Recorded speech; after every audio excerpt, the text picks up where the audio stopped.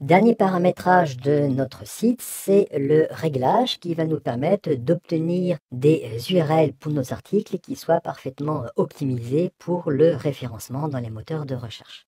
Alors nous allons tout de suite voir ce que donnent ces URL de nos articles par défaut lorsqu'on ne modifie rien dans notre site WordPress. Je reviens sur l'onglet de notre site et comme on l'avait vu précédemment, le site WordPress possède déjà un article. Ici, l'article s'appelle « Bonjour tout le monde ». Donc, lorsque je clique sur ce titre, eh bien, cela me permet d'afficher l'article en question dans la page de mon navigateur. Et ici, dans l'URL, eh bien, voilà ce que l'on obtient. On a bien le nom de notre site, /, p égale 1. Donc, quand vous voyez ceci, eh bien, c'est absolument incompréhensible pour les moteurs de recherche comme Google et consorts pour avoir un référencement qui soit parfaitement optimisé.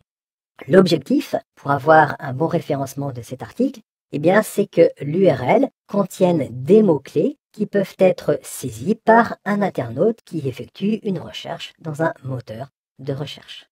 Donc, nous allons pouvoir modifier la création de ces liens dans notre site WordPress.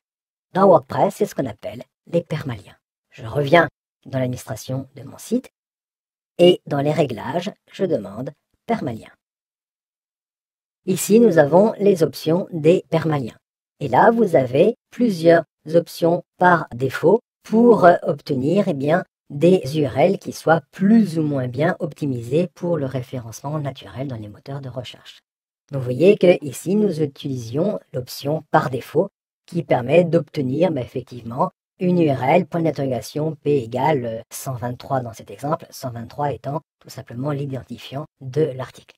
Donc, ça n'a aucun intérêt. Si nous voulons avoir des URL qui soient parfaitement optimisées pour le référencement naturel, eh bien, je vous conseille de prendre l'option nom de l'article. Cela va permettre de reprendre les mots qui sont indiqués dans le titre de l'article pour construire l'URL de cet article. Au passage, vous voyez que dès lors que vous avez coché l'option nom de l'article, vous avez ici le code qui permet, si besoin est, de personnaliser vous-même vos permaliens. Si vous voulez aller un petit peu plus loin dans ce côté technique, vous avez un lien ici qui vous indique tous les marqueurs disponibles. Vous notez bien que cela fait appel au codex qui est en anglais. Donc ici, je vais prendre comme création de permalien le nom de l'article et je demande à enregistrer les modifications. La structure des permaliens a été modifiée et bien enregistrée. Je peux revenir sur mon site. Je reviens sur la page d'accueil de mon site en cliquant ici tout simplement sur accueil. Et maintenant, à nouveau, je vais cliquer sur l'article « Bonjour tout le monde ». Et voilà le résultat. Donc, vous voyez ici que le permalien reprend bien les mots qui ont été indiqués dans le titre de mon article « Bonjour tout le monde ». Le moteur interne de gestion des permaliens de WordPress fait tout le nécessaire pour éviter tous les caractères interdits dans les URL, c'est-à-dire les espaces, les caractères accentués et les caractères spéciaux. Et tous ces caractères interdits sont remplacés tout simplement par un tiret.